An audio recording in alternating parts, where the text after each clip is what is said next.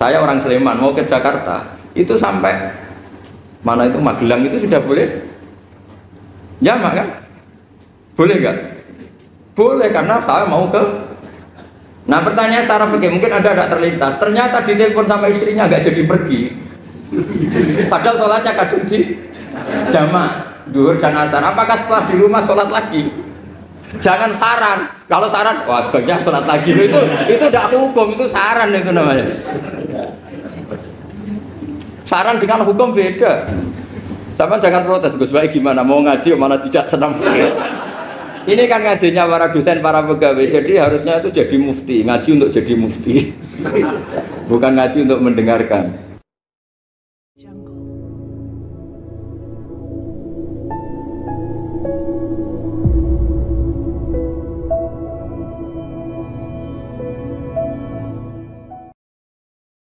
Assalamualaikum warahmatullahi wabarakatuh.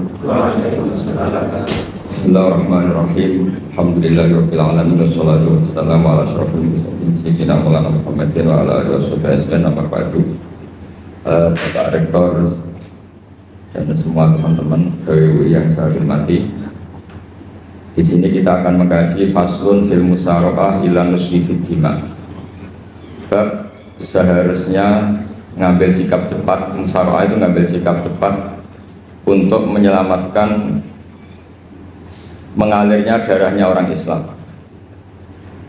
Di sini Imam Izzuddin Abi Salam mengambil ayat wajah rajulun min aqsal Madinah yas'a qala ya Musa innal mala ya'tamiruna bika liyaqtuluka fakhrus inni laka minan nasihin. Terus beliau memberi penjelasan wakadzalikal musara'atu fi amrin diniyyin yuqafu fautu. Jadi begini ya, kalau dalam fikih Islam misalnya ini ada di beberapa literatur fikih, di semua fikih baik mazhab Syafi'i, Hanafi, Hambali, di semua kitab fikih. Misalnya ada orang mau masuk Islam, terus konsultasi sama ustadz atau sama kiai, Pak saya mau masuk Islam, kamu nggak boleh ngambil sikap monggo ngeteh dulu, itu tidak boleh. Atau apalagi diajak ngobrol dulu. Karena 5 menit kita mempersilahkan ngopi dulu itu artinya dianggap kita membiarkan dia dalam keadaan kafir 5 menit dan kita dianggap ikut tanggung jawab. Sehingga di bab ada ulama yang ngebabkan itu sampai di bab murtad. Termasuk murtad adalah orang yang dimintai mensyahadatkan non muslim kemudian disuruh ngopi dulu atau ngeteh karena dianggap pembiaran sekian menit masih berstatus kafir. Jadi ibaratnya gini ya, kalau kita mungkin baru bapak-bapak baru pakai celana pendek terus ada orang kecelakaan di jalan, saya tak pakai baju dulu nanti baru kamu saya selamatkan, itu kan naif. Kalau begitu saja naif, apalagi orang yang kafir kemudian pas mau minta disyahadatkan kita bilang monggo mandi-mandi dulu, ngeteh-ngeteh dulu. Berarti ada pembiaran sekian menit, dia masih berstatus. Artinya begini, kalau dia saat itu kok dimatikan oleh Israel, berarti mati dalam status kafir. Dan kita ikut tanggung jawab karena harusnya bisa Islam, andai kan kita mensyahadatkan saat itu juga.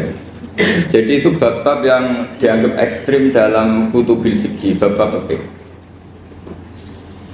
Makanya dalam kitab fikih, saya berkali-kali ada non-muslim mau bersyahadat ke saya, itu saya bilang ke santri-santri saya, saat itu juga harus kamu ajarin, meskipun pakai bahasa Indonesia. Yang penting status kafirnya apa? Iya. Baru setelah itu ada hukum sosial ya, mungkin kita nawarin teh atau kopi atau apa. Makanya di sini dibabkan bab seseorang harus tergesa-gesa atau bercepat-cepat atau ngambil sikap bergegas untuk melakukan kebaikan. Terus ayat kedua yang dipakai Izzuddin bin Abi Salam itu begini. Ketika Allah mensifati orang munafik, status orang munafik itu apa? Wa idza qamu ila sholati qamu kusala. Mereka kalau dipanggil untuk sholat, dia berangkat tapi kusala secara malas-malasan. Sehingga untuk menunjukkan kita loyal sama Allah itu ya paling tidak ada sikap di atas rata-rata ya. Makanya ada sa'i ya, lari-lari kecil, tawaf juga disunatkan ada lari-lari kecil, disebut ar-romal. Romal itu lari-lari kecil untuk menunjukkan bahwa kita loyal sama Allah itu tidak sak kobre cara Jawa. Nah itu dibabkan sendiri. Jadi beda antara tergesa-gesa sama ekspresi serius. Jadi musyawarah itu ya kira-kira kan nggak mungkin lah kita dipanggil rektor atau kiai atau orang tua kita terus jalan leha-leha itu kan nggak mungkin. Apalagi ini yang manggil Allah Subhanahu wa Ta'ala. Makanya dibabkan faslun fil musyawarah ila nusi fid dima. Nah contoh yang diambil di sini begini. Ketika ada debat terbuka antara Fir'aun dan Musa, saya ulang lagi ya, ada debat terbuka antara Musa dan Fir'aun. Kan Nabi Musa datang ke Fir'aun. Lalu kata Fir'aun, ini asal-usul ayat ini, saya terangkan sejarahnya. Kata Fir'aun, lalu kalau kamu tidak nuhankan saya, Tuhan kamu siapa? Terus kata Musa, Rabbus samawati wal ardi, yang nuhani langit dan bumi. Fir'aun masih berkelit. Kalau Tuhan di bumi, setahu saya kemana-mana yang dituhankan saya, kata Fir'aun. Ma'alim tulakum min ilahin wairi. Terus Nabi Musa masih ngendikan, ya sudah Tuhan yang nuhani langit. Terus Fir'aun manggil Haman. Haman itu arsitekturnya Fir'aun. Ya Haman ibnili sorhal ali abduhul asbab samawati fa'attaliya ila ilahi Musa. Haman bangunkan kami piramida yang tinggi. Saya ingin melihat Tuhannya Musa. Musa akhirnya mikir, karena kalaupun Fir'aun bisa naik ke langit tetap tidak bisa melihat Tuhan. Kita tahu Tuhan nggak bisa dilihat. Kita yang mukmin aja udah lihat, apalagi Fir'aun rivalnya kan. Akhirnya Musa ganti argumentasi, yaitu argumentasinya Musa, Rabbukum wa Rabbu abaikumul awwalin. Ini perlu diingat dan perlu saya sampaikan. Yang nuhani kamu dan yang menuhani leluhur kamu. Itu sangat memukul Fir'aun. Karena logikanya kalau Fir'aun itu Tuhan, berarti babanya dulu tanpa Tuhan. Ini ada Tuhan terlambat ya. Jadi kalau Fir'aun Tuhan, berarti mbahnya tanpa Tuhan, karena zaman era mbahnya belum ada Tuhan. Karena perdebatan itu banyak punggawa Fir'aun yang mukmin. Wah ini Fir'aun nggak bener ini. Kalau dia Tuhan berarti mbahnya tanpa Tuhan. Karena kalau iman itu akan diadili, akan dieksekusi, maka orang ini berstatus rajulun mu'minum min ali fir'aun yaktumu imanah. Maka di Quran diterangkan wa qala rajulun mu'minum min ali fir'aun yaktumu imanah. Ada seseorang yang iman tapi menyembunyikan iman. Lah orang ini selalu ikut rapat di rapat-rapat penting Fir'aun, termasuk rapat ketika Fir'aun dan para tentaranya memutuskan membunuh Musa. Karena dia ikut rapat dan eksekutornya besok disuruh nangkap Musa, orang ini malam itu juga nemuin Musa terus bilang innal mal ayat tamiru nabikal yaqtulu ka Musa. Rapat tadi malam memutuskan kamu besok dibunuh, maka kamu harus bergegas meninggalkan Mesir. Nah, dari kesimpulan itu, dari cerita itu kemudian diambil secara hukum fikih bahwa untuk menyelamatkan darah harus sah, harus bergegas. Andai kan Musa itu kok sak kobre, sak sempate, maka keburu. Andai kan ini rojul ini tadi, orang tadi penasihat tadi, kok sak kobre ya, maka berarti Musa terlanjur tertang. Jadi itu pentingnya ulama ya. Jadi cerita yang linear, cerita yang seakan-akan cerita di tangan ulama tetap menjadi al-ahkam al-fiqhiyah, menjadi ketentuan-ketentuan apa? Oke. Jadi yang diambil di sini adalah lelaki tadi yang ikut rapat tadi bergegas menemui Musa, memberitahu kalau kamu besok mau dieksekusi, fakhrus, maka kamu harus secepatnya keluar dari Mesir untuk menyelamatkan diri. Terus oleh Syekh Izzuddin bin Abi Salam dibabkan bab harus tergesa-gesa menyelamatkan darahnya orang apa? Islam. Jadi ini penting saya sampaikan. Jadi al-qasas ya, semua cerita di Quran itu tidak sebagai cerita, karena Quran tidak ingin melahirkan pendongeng, tapi harus menjadi ibrah, menjadi teladan. Jadi makanya terus di kitab-kitab ulumul Quran diterangkan al-qasas ya, beberapa cerita di Quran adalah semuanya menjadi ketentuan fikih. Saya ulang lagi ya, semua cerita yang ada di Quran itu menjadi ketentuan fikih, meskipun alurnya apa? Cerita. Kayak tadi kan alurnya cerita bahwa lelaki ini bergegas nemui Musa supaya Musa cepat keluar dari Mesir.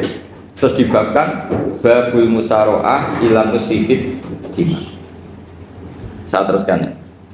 Wa kama la ra'ayna ma yaqtulu musliman law taqtu'u alaihi lakota lagu fal muasaroah ila takrisihi min wajibatun idlaisal unatu mahmudatan fi kulli syai'in falaha mawatinu tuhmadu fiha wa mawatinu tudammu fiha wa kadzalika al musaroah wal lain wal dhilda wa ghairuhuma nas'alullah ayuwaffiqona lil amal fi ta'ati fi mawaqi'iha wa madhaniha.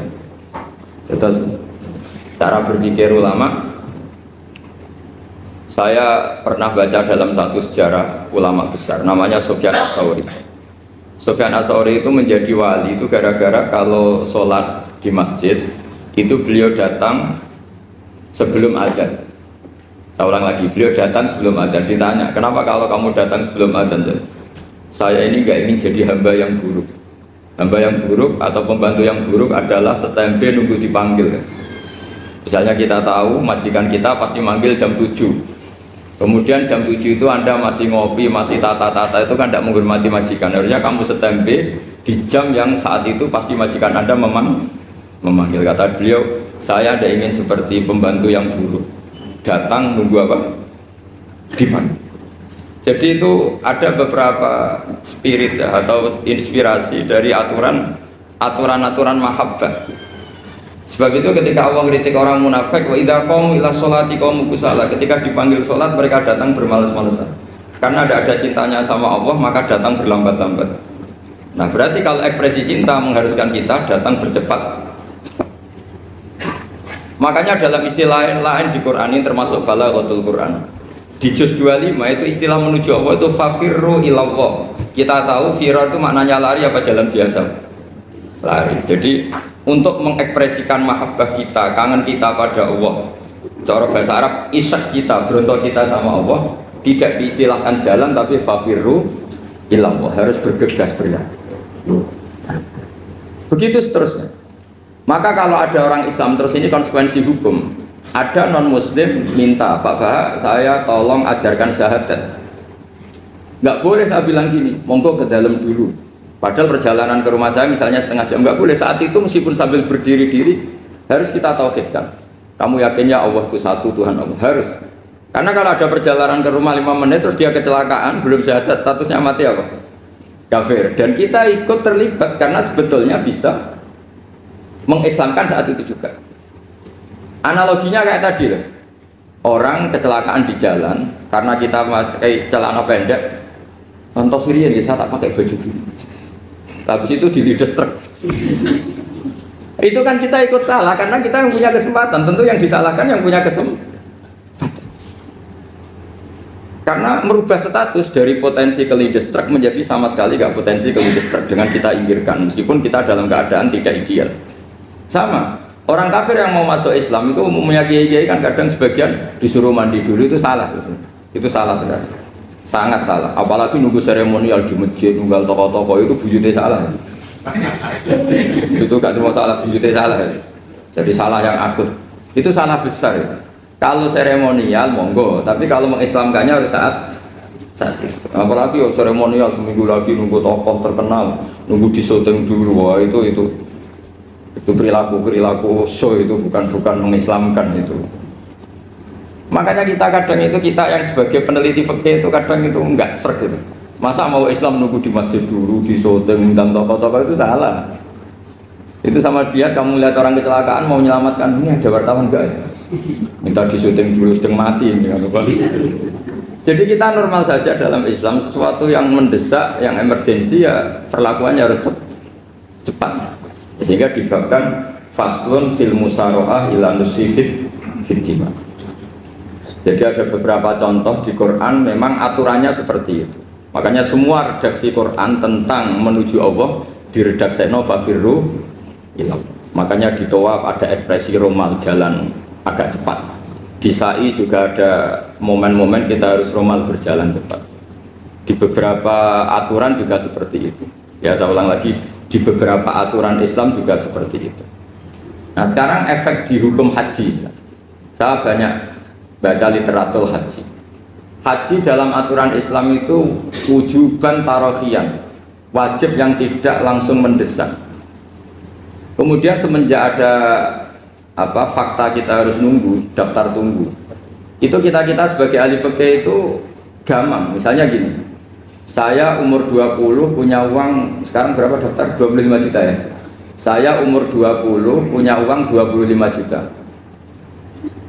Saya jomblo misalnya, ya butuh nikah, ya butuh macam-macam. Itu wajib daftar haji apa enggak? Karena kalaupun daftar nunggu 20 tahun. 20 tahun kan asumsi umum masih umur 40, masih hidup lah kira-kira sebenarnya. Nah sekarang kalau ada orang umur 50 tahun punya uang 25 juta, menurut Anda wajib daftar saat itu apa enggak? Mau daftar saja bisa game gitu. Dan kalau misalnya umur 50 ditambah 25 kan 75. Itu kalau orang sumpah sudah cepat mati itu kira-kira gitu. Maka itu menjadi pertanyaan, apakah fikih ini kita rubah? Karena dulu kan orang itu longgar semua. Karena haji zaman Nabi pun tidak langsung dilakukan saat pertama diwajibkannya haji. Jadi Nabi punya sisi unik. Pertama ada tahun diwajibkannya haji, Nabi tidak langsung haji. Sebab itu ulama berkesimpulan kalau wajibnya haji tidak langsung. Maka fikih itu memang unik. Sholat juga gitu. Ada istilah begini dalam sholat. Watajibus sholat ala kulli muslimin wujuban muwassa'an. Di semua kitab fikih takbirnya seperti itu redaksinya. Wajib sholat dilakukan orang Islam wujuban muwassa'an, wajib yang ada longgarnya. Sehingga ketika zuhur jam 12 WIB kita dengar azan, boleh sholat setengah 1, jam 1, setengah 2, jam 2.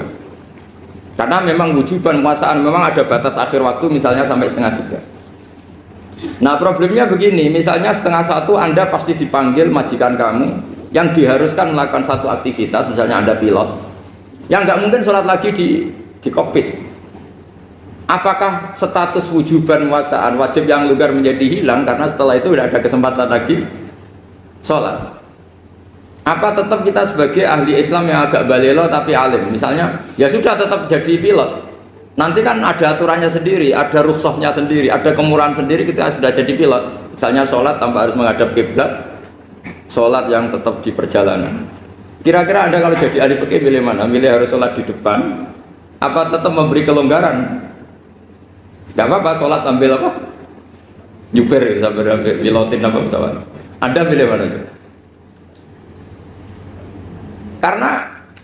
Karena kalau konstitusi ilmu itu memang harus ada, dengan tanda kutip ya, memang harus ada nakalnya. Kalau nggak nakal malah gak sah.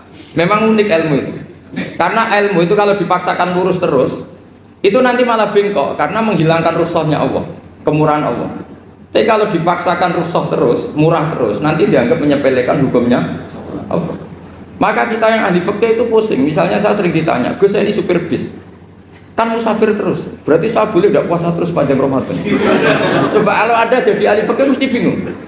Mau boleh, ya boleh terus kayak orang nggak peduli sama Ramadan. Mau mengatakan wajib puasa, kayak nggak peduli dengan kemurahan Allah yang membolehkan musafir tidak puasa. Coba loh, Anda jangan jadi ekstremis yang misalnya bantah tok, protes tok, ini kan. Jadi memang mengkaji ilmu itu. Ya makanya dengan tanda kutip itu harus ada nakalnya. Tapi nakal yang baik bukan nakal. Nakal itu kalau bahasa Jawa itu kan tidak harus dosa. Seperti anak kecil, menek-menek itu, tuh bocah kok nakal. Padahal anak kecil menek itu haram dah. Enggak kan? Malah orang tuanya yang bentak itu yang haram. Yang nakal betul ya ibunya yang bentak cerewet itu, karena ibunya orang yang sudah mukallaf, sudah tua, salah langkah yaitu Kalau anaknya naik meja itu ya sebetulnya bahasanya tidak nakal, lucu. Oh jebule pinter conggo iso munggah meja, harusnya diapresiasi. Tapi rata-rata itu semua akal mecah gelas. Coba, malah boe malah mecah tabungan. Bapaknya marah tukang nguras tabungan. Sebetulnya senakal-nakalnya anak kecil itu nakal orang tuanya, itu pasti. Karena ini sudah kena kitab, sementara anak-anak belum kena kitab. Saya pernah punya tamu, karena di tradisi Kiai itu sering punya tamu. Bapak ibunya itu kultus sama Kiai, bentak anaknya disuruh salim sama saya. Anak kecil kan nggak mau jalan-jalan terus, marah. Tak marah orang tuanya tak marahin. Yang dosa itu kamu bentak anak-anak. Kalau anak kecil itu kena diskon rufi al-qalamu an salasin. Di antara aturan Islam apa? Tidak ada keharusan bagi 3 orang. 1 anak kecil sampai balik, 2 orang tidur sampai bangun, 3 orang gila. Artinya anak kamu itu tidak kena khitab untuk sopan sama kamu. Kamu yang kena khitab baru sopan sama anak-anak.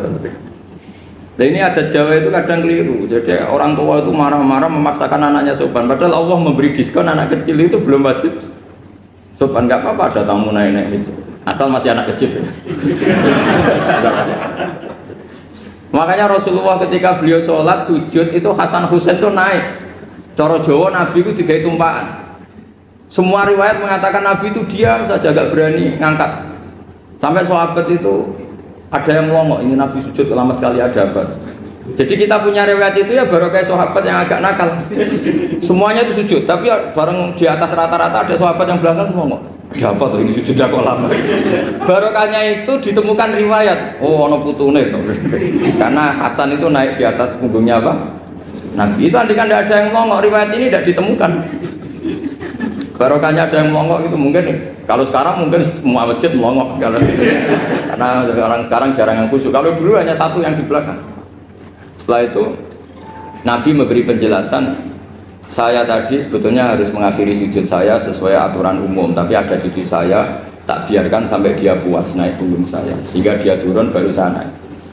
Filosofinya apa? Begini, anak kecil satu tidak kena kitab, dua jangan sampai sholat itu jadi problem. Kalau Nabi nyentak Hasan membentak putu ono bae sholat kok diganggu, maka sholat menjadi trauma. Gara-gara sholat bahasa bentak saya, lama-lama anak ini trauma dengan sholat karena dianggap problem. Makanya saya termasuk kiai nggak berpendapat anak kecil nggak boleh di masjid. Sering kan anak kecil di masjid ayah khutbah rame. Saya termasuk setuju tetap boleh. Kalau dibentak di masjid maka dia trauma dengan masjid. Wong saya ke masjid dibentak. Lagi pula kadang-kadang orang tuh gaya-gayaan tok. Wah, rame orang khutbah. Rame nih. Padahal kalau nggak diramein anak-anak malah udah tidur. Kita kan nggak bisa menjamin kalau perilaku kita lebih baik gitu. Mendingan kan anak-anak main di masjid timbang di karaoke kan. Jadi kan, lah ini masalahnya saya, ini fikih ya. Fikih itu wilayahnya, makanya jadi ahli fikih itu susah-susah gampang. Jenengan jangan hanya berpikir protes dengan ketentuan fikih, mengkaji yang sebanyak-banyaknya. Itu tadi, misalnya Anda seorang supir permanen, supir bis terutama, kalau truk kan bisa leha-leha, kalau bis kan apa ada deadline-nya ya waktu, seperti bis jurusan Surabaya Semarang, saya kan sering naik bis jurusan Surabaya Semarang. Kadang-kadang supirnya melihat saya tanya, Gus saya ini supir, saya ini Ramadan itu gimana ini? Ya saya sudah ngerti setengah nakal, dan senengnya dijawab rasa poso ya saya tahu ya. Tapi masalahnya secara fikih kalau kamu mengharapkan kamu harus puasa terus, kamu melanggar konstitusi ilmu. Memang musafir punya diskon? Boleh? Tidak puasa. Pertanyaannya, bayarnya kapan? Nung Sawal ya nyupir lagi, Dzulqa'dah nyupir lagi, nanti sampai Ramadan ya.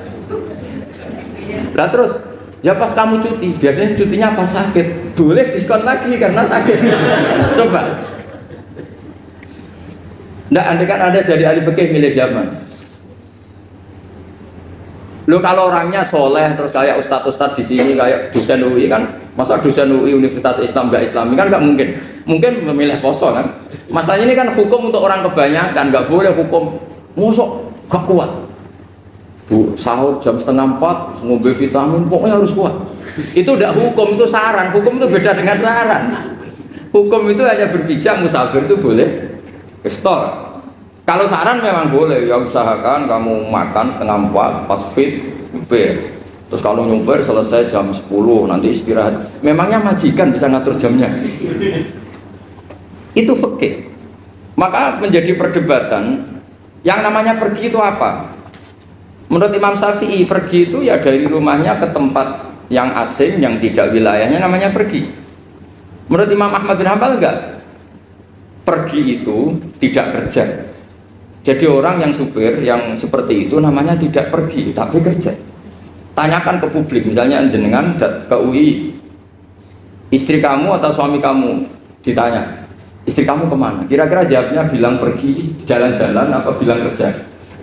Kerja. Makanya kata Imam Ahmad bin Hanbal, mudi mustafar atau orang yang berprofesi, yang profesinya memang harus pergi kayak traveling atau supir, maka itu namanya tidak pergi, namanya itu kerja. Karena apa? Sekali distatuskan pergi, maka ikut status yang dikatakan Allah dan Rasul, dapat diskon, boleh tidak puasa. Maka terus kita debat tentang definisi. Nah, definisi ini penting karena yang menjadikan hukum rubah itu definisi. Misalnya gini, Mbak ini ngaji saya. Statusnya kalau pakai status saya ajnabi, orang lain bapak ajnabiyah, maka hukumnya saya melihat bapak ini haram karena statusnya ajnabi melihat ajnabiyah yang tidak mahram. Tapi kalau di fikih itu ada statusnya. Di antara lelaki boleh muwajahah sama perempuan adalah satu untuk belajar, dua untuk muamalah, tiga untuk kesaksian, empat untuk pengobatan. Itu kan ada pengecualian. Sehingga statusnya sekarang, Mbak itu belajar, apa ini melihat Gus Bah atau Gus Bah itu mengajar atau ingin melihat Mbak? Itu statusnya bisa rubah. Makanya kalau sebetulnya kalau kita marung di warung misalnya Padang, kita nggak pilah-pilah, kebetulan pelayannya perempuan itu masih bisa dikilah secara fikih. Saya muamalah marung, cuma kebetulan penjaganya. Tapi masalahnya Pak ini punya daftar penjaga yang cantik, itu yang masalah. Maka pertanyaannya itu marung ke situ demi marung, apa demi melihat? Tidak jawab saja. Demi marung apa demi melihat? Kalau demi marung supaya kenyang, penjaga yang sangar-sangar juga banyak. Akhirnya kalau demi makan, penjaga yang cowok kan banyak. Kalau demi melihat, berarti yang dihitung kan niatnya. Berarti karena muamalah apa karena melihat? Melihat. Itu status. Jadi makanya kalau mudi musafar itu namanya orang pergi atau orang kerja? Orang kerja. Maka menurut pikirannya Imam Ahmad bin Hambal, seperti itu harus puasa. Karena dia adalah pekerja, bukan musafir. Lalu dalam masalah jumlah 3 hari misalnya, kalau dalam fikih kita, nggak saya kenapa ngomong fikih terus ya, karena banyak yang melupakan fikih. Jenengan pergi haji, zaman Nabi haji itu jamak dan qashar terus. Padahal hajinya Nabi itu, haji itu minimal kan berapa hari minimal itu? 9, 10, 11, 12. Sebenarnya haji itu minimal hanya 4 hari. Karena 13 Dzulhijjah bisa nafar apa? Awal. Kalau nafar awal berarti nggak ada kewajiban nafar sani. Berarti yang wajib betul kan tanggal 9 wukuf di Arafah, terus 10 biasanya ifadah sama balang jumroh apa? Akobah, terus 11, 12 itu kan sudah boleh cabut karena apa? Nafar apa? Awal. Berarti nggak usah nafar apa? Sani. Berarti hanya berapa? 4. Tapi Nabi haji di Mekah Medina itu sampai 40 hari karena perjalanan. Pertanyaannya, ketika Nabi menjamak dan mengqashar itu cara Imam Syafi'i lis safar. Karena Nabi orang Medina datang ke Mekah dengan jarak 460 kilo, maka Nabi boleh jamak dan qashar. Jadi pikiran Imam Syafi'i, jamaknya Nabi itu lis safar karena pergi. Cara pikiran Imam Malik enggak, jawabnya Nabi itu lin nusuk. Nabi menjamak sholat itu karena melakukan ibadah haji. Efeknya adalah orang Mekah kalau haji itu cara Imam Malik meskipun jaraknya dekat boleh apa? Boleh apa? Qashar, boleh jamak qashar. Lalu terus ada pertanyaan fikih lagi. Lalu jamak qashar itu karena pergi apa karena masyaqqah? Karena repot. Coba kalau sampean kira-kira jawab. Misalnya kita orang kaya bawa uang 1 miliar naiknya Alphard, ada supirnya, ada ajudannya, pergi di jarak 100 kilo. Masyaqqahnya kan tidak ada sama sekali, apalagi di tol kebetulan nggak macet. Kira-kira boleh jamak nggak? Boleh Gus karena pergi, tapi kan nggak ada repotnya sama sekali. Dibanding misalnya yang ngebis bawa beras 1 pintal gitu kan, udah gitu suruhan orang lagi kan pusing. Maka fikih ini untuk memberi hukum itu kalau fikih itu menstatuskan dulu. Ini orang boleh jamak itu karena masyaqqah apa karena safar. Lalu kalau setelah karena safar itu karena jaraknya apa tingkat masyaqqahnya. Kalau karena jaraknya ya tidak juga. Tidak juga gini maksudnya. Mungkin Anda tidak pernah terpikir begini. Kalau saya mau ke Jakarta, kemudian sampai Purworejo itu sudah waktu zuhur. Saya boleh nggak zuhur di situ sama masak? Boleh kan? Padahal perjalanan saya belum capek. Artinya nunggu boleh jamak itu setelah kita menempuh jarak itu apa menuju, sedang menuju dan niat. Sedang menuju dan niat. Misalnya saya mau ke Jakarta, saya orang Sleman mau ke Jakarta, itu sampai mana itu Magelang itu sudah boleh jamak kan? Boleh nggak? Boleh karena saya mau ke. Nah pertanyaan secara fikih mungkin Anda tidak terlintas. Ternyata ditelepon sama istrinya nggak jadi pergi. Padahal sholatnya kadung di jamaah duhur dan asar. Apakah setelah di rumah sholat lagi? Sama nggak pernah mikir gitu. Karena tidak nekuni fikih. Jadi orang fikih itu sudah pusing, makanya jangan diprotes terus. Kita ini sudah pusing, tapi orang itu enak aja protes terus. Tidak menurut jenengan nanti wajib sholat lagi enggak? Dia bolehnya jamaah kan berdasar berstatus musafir. Ternyata setelah Magelang ditelepon istrinya enggak jadi. Dia kadung sholat duhur dan asar. Setelah pulang masih jam 1. Terus ada asar, wah ban sholat. Kalau menurut Anda, sholat lagi apa enggak? Jangan saran. Kalau saran, wah sebaiknya sholat lagi. Itu tidak hukum, itu saran itu namanya. Saran dengan hukum beda. Sholat lagi pada loh, ketika ada jaga itu berdasar malas atau berdasar hukum? Apa?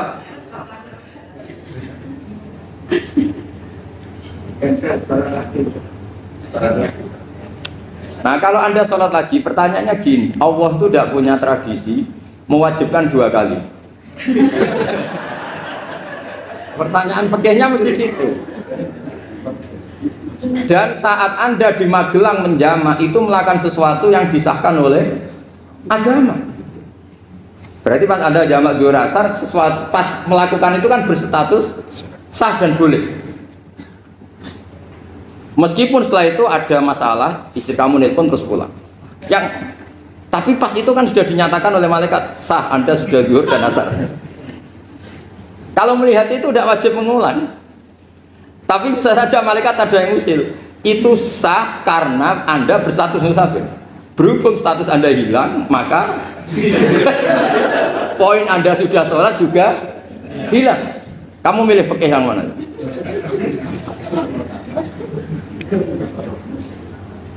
Jadi peneliti fikih itu beda dengan orang-orang yang mendengarin protes. Beda karena nekuni. Nekuni itu beda karena ada konsekuensinya. Makanya fikih itu sampai saya punya kitab fikih itu dikarang 1 orang itu jumlahnya 20 jilid. Per jilid itu segini. Jadi 1 meja ini dikarang 1 orang. Itu mulai yang presisi, yang detail sampai yang khayal. Yang khayal juga ada. Yang khayal itu tadi beliau banyak menghayalkan gini. Suatu saat Anda datang ke Mekah itu hanya butuh waktu 20 menit. Zaman itu belum ada pesawat. Lalu boleh gak jamak? Boleh gak nakal? Nakal itu begini. Sampai orang kaya punya jet pribadi, misalnya Anda Ronaldo masuk Islam, orang kaya itu bisa gak puasa? Karena begini, misalnya dia orang, contohnya orang Arab ya, orang Arab, jangan orang, gak, contohnya itu dibalik saja.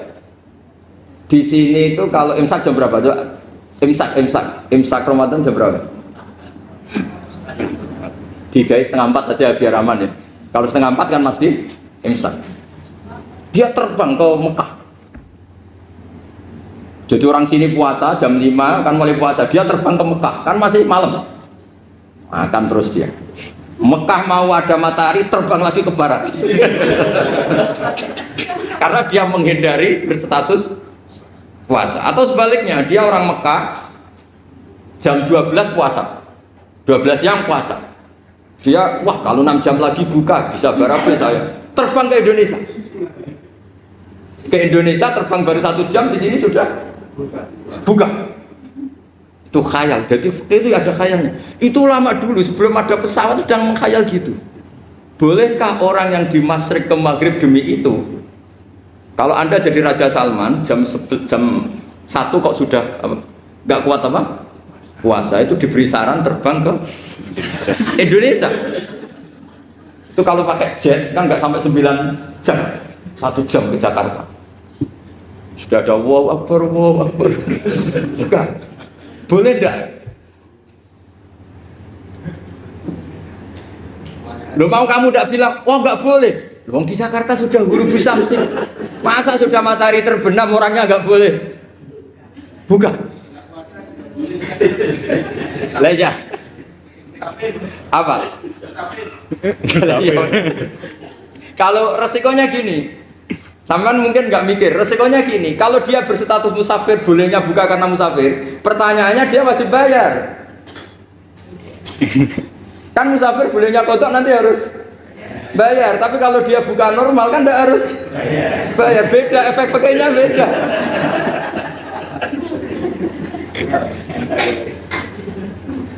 Sampean jangan protes, Gus Baik gimana, mau ngaji mana tidak senam. Ini kan ngajinya para dosen, para pegawai, jadi harusnya itu jadi mufti, ngaji untuk jadi mufti, bukan ngaji untuk mendengarkan. Jadi makanya saya mohon jangan sering protes sama ulama, ulama sudah pusing, karena efek-efek hukum itu tidak gampang. Kayak tadi misalnya, kalau dia boleh buka atas nama musafir, resikonya wajib bayar. Masalahnya Raja Salman ini mau enggak? Gitu.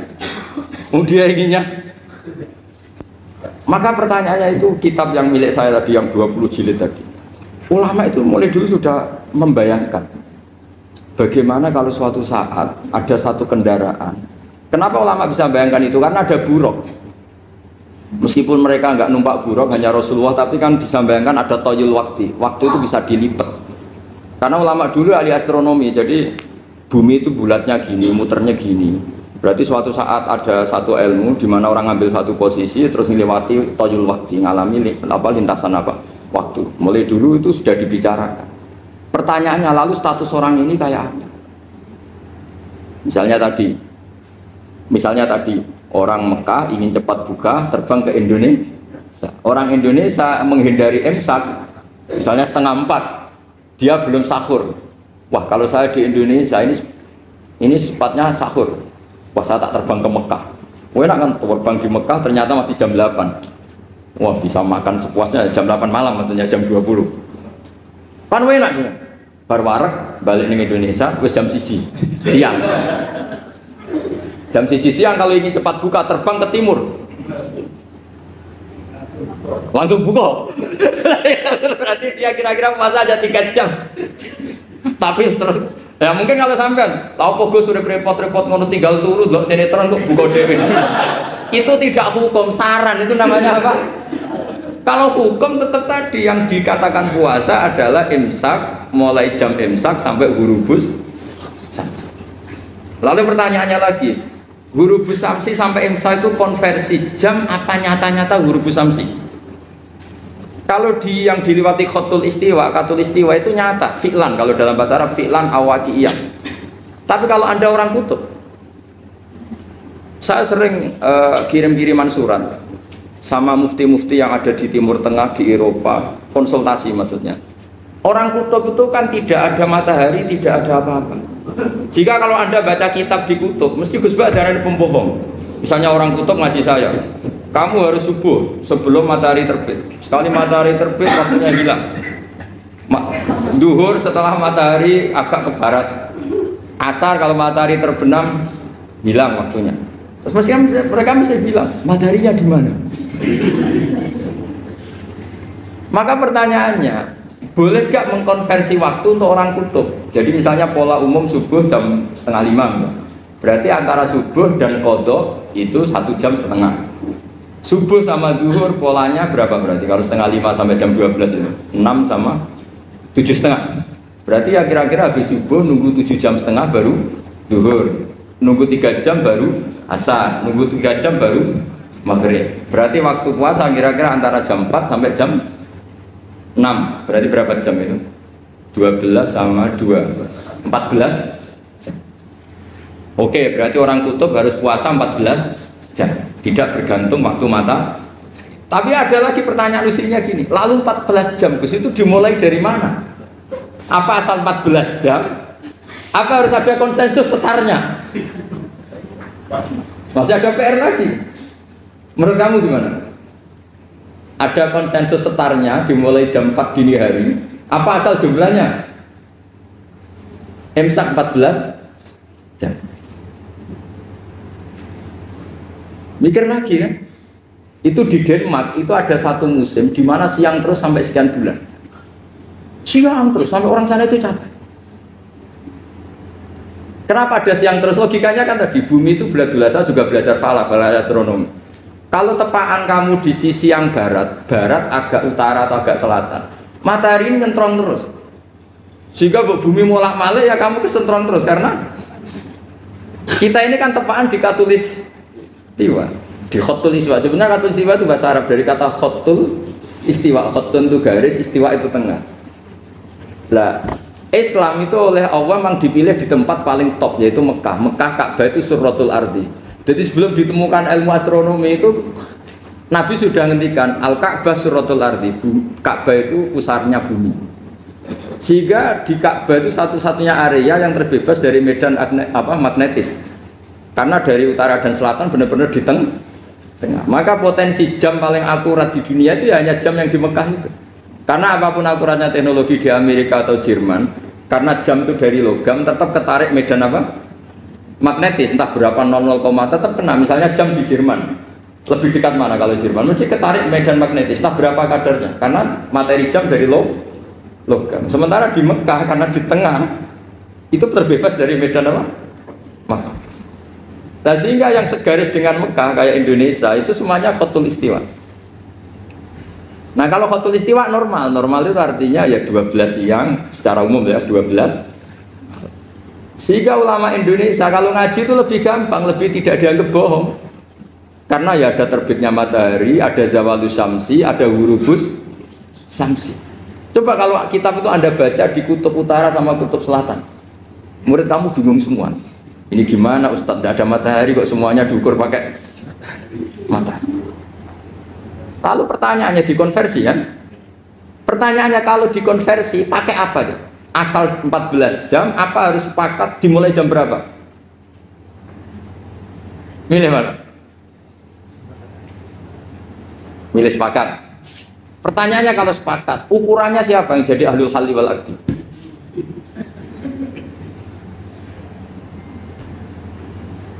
Jadi orang fikih itu sudah bingung, makanya saya mohon jangan sering diprotes. Saya pernah ketemu ulama, saya kan sering ikut komunitas di New York, itu andekan dibur, itu pas persis Ka'bah. Jadi buminya itu kalau dibur itu pas persis Ka'bah. Lalu pertanyaannya, ada kiblat tidak di sana? Ya bumi kan gini ya, kalau dalam bahasa falak itu ada rubuk namanya. Rubuk itu bumi yang sewaktu itu hanya yang seperempat. Ya bumi yang sewaktu itu hanya seperempat. Jadi kita sekarang siang, berarti yang baru siang hanya seperempat bumi. Nanti yang malam ya hanya seperempat bumi. Ya, misalnya sekarang kita di sini siang, di Arab Saudi kan belum, ini masih setengah 6. Ini sekarang di Arab Saudi baru setengah 6. Lah itu ada daerah di mana dengan Ka'bah itu pas atas sama bawah. Harusnya kan bebas arah. Apa? Bebas arah. Lalu orang sana sholatnya itu menghadap kemana? Pernah ulama New York itu minta fatwa ke Rabitatul Alam Al-Islami. Lalu kita harus menghadap kemana? Makanya dalam dunia anekdot ulama itu ada anekdot Abu Nawas itu orang yang nggak pernah kalah debat. Dia tuh terkenal nggak pernah kalah debat. Tapi dia ada ilmuwan. Dia punya tetangga ilmuwan, punya pengaruh besar. Semua orang ngaji ke ilmuwan itu. Mantelnya bukan main, karena dia ahli falak, ahli astronomi. Mau nandingi dia tidak bisa, gak nandingi itu reputasinya jatuh. Orang itu berteori kalau bumi itu bulat-bulat. Kalau kamu jalan ke sini, maka akan tertitik yang suatu saat si profesor ini kemalingan, terus minta tolong Abu Nawas rumah saya kemalingan. Terus lari kemana malingnya? Ke timur. Setelah ke timur, larinya ke timur. Abu Nawas lari ke barat. Terus ditanya, sudah tak bilangin malingnya lari ke timur kok kamu lari ke barat, nanti ketemu di titik yang sama. Sebenarnya itu profesornya makal. Oh kamu nyindir. Artinya Abu Nawas gak terima teori anda itu nggak bisa. Secara keilmuan benar, tapi secara faktual gak boleh. Berarti kalau ada orang ngejar istrinya lari ke timur, dia harus tetap ke barat, nanti ketemu di titik yang sama. Jadi malingnya tuh lari ke timur, Abu Nawas ngejar ke barat. Ketika ditanya profesornya, sudah bilangin malingnya tuh lari ke timur, kenapa ada ke barat? Kata anda nanti ketemu di titik yang sama karena bumi bulat-bulat. Nah pertanyaannya gini, lalu kalau yang segaris itu ada arah enggak? Kayak New York tadi. Menurut kamu tetap berkiblat apa enggak usah? Loh kalau yang rubuk jelas. Loh gitu, kalau rubuk begini loh, misalnya begini, terus kamu di sini sama sini kan masih ada arah, tapi kalau sini sama sini masih butuh kiblat. Lalu sama ndak usah protes, orang fikih sudah pusing, ndak usah diprotes, karena yang dipikir itu macam-macam. Lah ya makanya ini kan, ini mengkaji ya, saya mohon ya kayak tadi ini mengkaji, saya mohon saya cukupkan sekian, sementing apa ya, kita ada respeknya lah sama ulama. Jadi ulama itu susah, mikirnya susah, harus tanggung jawab di depan Allah, di dunia diprotes terus. Ya saya kira demikian. Assalamualaikum warahmatullahi wabarakatuh.